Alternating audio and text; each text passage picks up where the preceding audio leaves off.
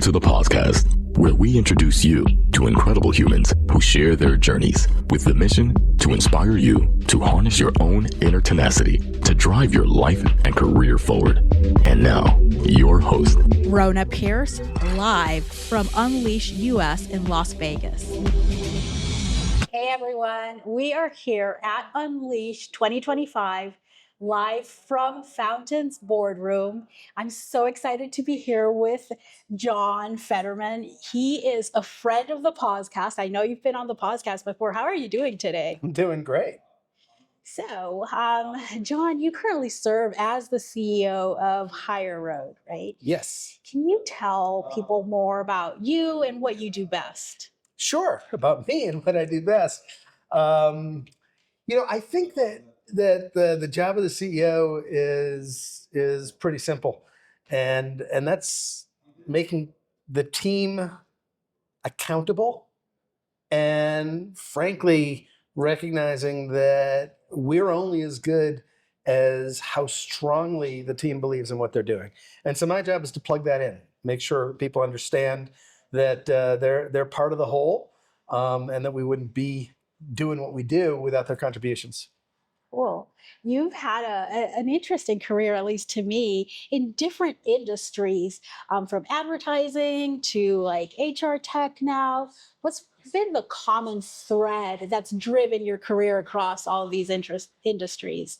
I think, the common thread is that when you connect buyers and sellers with something that enables the buyer to be better at what they do. So if you find a solution set that can take intuitively what that buyer wants to do better and give them the tools to do that, then what you find is that you're not selling snake oil. You're selling something that enables them to be better at what they do.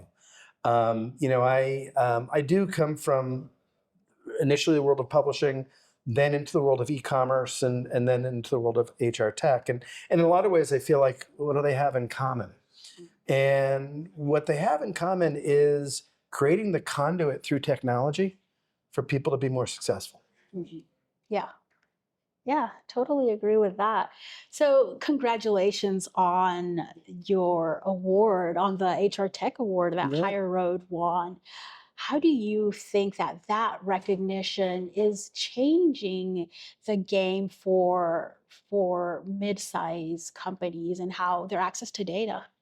Yeah, I think that the reality is that we are here, frankly, because of the hard work done by some of the early evangelists.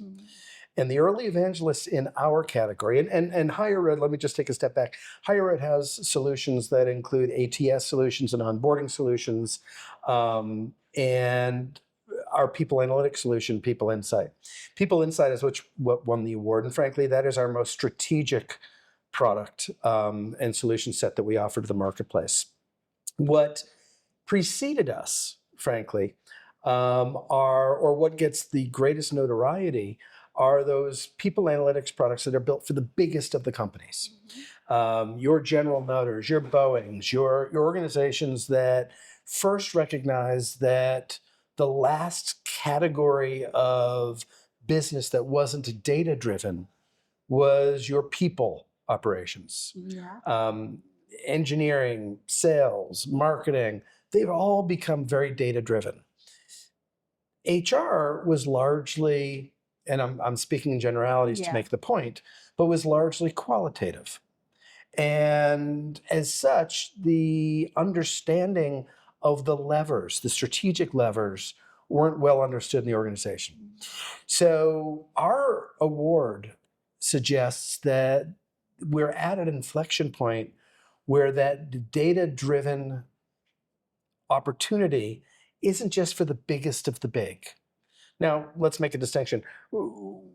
Small businesses, those businesses with a couple hundred employees, probably not going to be at a place yet. Though in the same way you saw accounting packages start to go downstream, Yeah. you'll see that too. But where we play is in organizations that have probably at a minimum 500, 600 employees to a sweet spot of maybe 3,500 employees. Those organizations are defined by having multiple kinds of technologies in their HR stack. Each of them has a data set that drives some kind of analytics.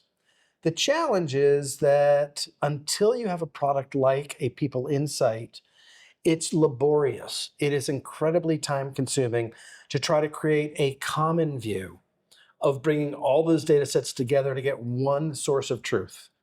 What People Insight does exceptionally well is it ingests multiple data sources and delivers an analytics dashboard which consistently and scalably gives you a source of truth where you can begin to become strategic. Yeah. Why is it that one recruiter delivers employees for us that lasts on average 6 months and another recruiter delivers employees for us that have tenure of 5+ years? Why is it that one engineering manager holds on to its employees after they've been here and another one churns them in 18 months? These are things that through data, you could become much more effective in deploying budget for a much better ROI. I can just keep talking about Yeah, this. no. I love that you touched on ROI. What kind of ROI are mid-sized companies seeing when they take this more data-driven strategic approach? Well, the ROI can be put into buckets. What's the ROI of using my team more effectively? Mhm. Meaning there are many companies we talk to that are using their HR generalists to pound on Excel spreadsheets and try to create these reports themselves. What's the ROI of putting those people to work on more strategic initiatives?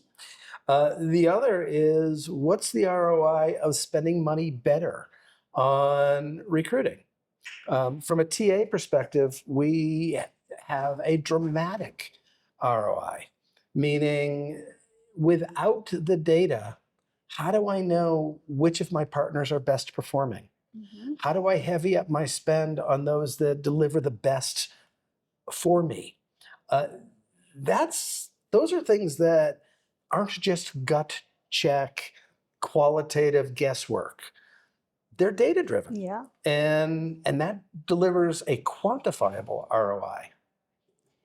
Isn't it wild that we are in the business of finding the right people for roles and just making sure that the right people are doing the right work?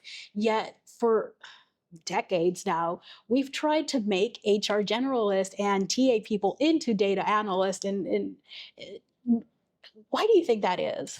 Well, I think historically those that were attracted to HR were people. Mm-hmm. They were not data people. And there's a generational shift, a cultural shift that those that shied away from data were very comfortable Yeah. in HR. And what we're seeing is a changing of the guard that if you want to be promoted into an organization, I mean, never would you see somebody from HR being promoted into a more general C-suite role before. You're seeing Yeah. it now. You're seeing it because HR people are now equipped to have the level of discourse that's data driven that every other discipline has. And so I think it is ironic that those that are in people roles were in some way had a glass ceiling on them. Mm-hmm. Those that are in people roles today are often now being promoted into other kinds of general management roles in rapidly increasing numbers. And that's because their level of comfort with data, with using data to be a strategic lever for the enterprise, it's entirely different. It's incredibly exciting. What it does for us is it puts an onus on us to drive that strategic opportunity of people operations into a conversation. So not only do we deliver the data to our HR our HR customer, if you will. Yeah. But a big part of what we deliver are the reports that person can then circulate across their senior leadership team. One, to give that team the internal credibility and respect that we know it deserves. Yes. But when you're not speaking the same language, you don't get that respect. Hey everybody, Adam here from the Podcast. Today's podcast is brought to you by the team at Fountain. Fountain is your full-service frontline workforce management platform. I have to tell you, Fountain's offerings are some of the most robust I've seen for any product in the space. They offer full solutions for hiring, managing, and retention. They are truly a one-stop shop focused on the frontline workforce. They also create informative content using their data. For example, they analyzed a bunch of data from their fast food chains and created a trend report you could download now on their website. They also have a new ebook out called Frontline Voices. There's a lot to dive into. Certainly check it out. And you could learn more at fountain.com, linked in the show notes. Thank you. Yeah, I think personally, a lot of it had to do with people were scared. Like you said, they were people. I'm a information systems engineer. So that's what I did. I trained for before going into HR. So yeah, very data driven. But I think a lot of people were kind of like scared of the data. They aren't comfortable in Excel. So having tools like yours where people have the data, they don't have to worry about getting it. Now they can just talk. Yes, they were people. I think the jump for those who want to, because it's a want thing, is so much easier with tools that we have available today. Because everyone wants that recognition and that respect that HR has needed for so long. Are there any differences in the needs of data and the data needs of mid-sized companies versus larger companies? Yeah, there are profound differences. And some of them are driven by the realities of budget. Mm-hmm. A mid-sized company doesn't have the opportunity to just re-platform. Yes. A mid-sized company doesn't have an opportunity to throw out what had been previously invested in. A mid-sized company needs to find a way to make it work and to deliver a kind of ROI as if they did have that budget. And so you have a few opportunities. You can go to your CEO and say, I'm going to throw everything out, and here's why. Or you can go to your CEO and say, I found a way that's not only cost neutral, that will decrease my spend and create us more efficiencies by taking all the data sources and giving you that single source of truth view. Mm-hmm. That's a game changer. Yes. Yeah, it totally is. So for any HR leaders that want to take steps towards being more strategic or using more data, what's one simple action, or maybe not simple, what's one action they could take to get on the path? I think the action they can take is recognize that multiple analytic reports are almost less helpful than having none. Because what you find is that they're conflicting and competing in the conclusions, and that the data cleansing is often ignored as the linchpin that it is. You got to start with clean data. Yes. You got to start by understanding your mapping. You got to understand by then recognizing you shouldn't be reticent to then incorporate financial data. Mm-hmm. Because at the end of the day, your management, your board needs to understand the efficacy within context. Yes. That's a big leap. It is, but it's one that needs to be taken if you want to survive. Yeah, and flourish. Yeah. If you want to be, one of the complaints that HR people often have is, if I was in on this earlier, I wouldn't be a firefighter. I wouldn't have to go into the fire with a big water hose and try to fix something. I could be part of the front end and make it so that fire never happened. The question is, why aren't you part of the front end? It's not because people don't know you're there. It's because when you're there at the table, are you speaking the same language that everyone else is? Everyone's talking about money, everyone's talking about bottom line data, and you're talking about, but the people aren't going to feel. Yeah. Why would they invite you to that conversation? That's right. And they want survey data, right? Yes. But survey data, even though it's data, is qualitative. Mm-hmm. When you then take that survey data and you contextualize it with your hiring efficacy, and you contextualize it with your tenure of employee, and you contextualize it with which of your departments are performing and which aren't, then you end up with a picture that takes qualitative, puts it into the context, and makes it quantitative, and then it's actionable. Then it's a strategic lever. I think many people, and correct me if I'm wrong or if you disagree, listen to the word data and they take the true, when you think of the definition of data by itself, doesn't mean anything. You need to make it into information. That's right. Right. And I think that's where we miss a lot. Yeah, I think that we are inundated by data, but we're not overwhelmed by truth.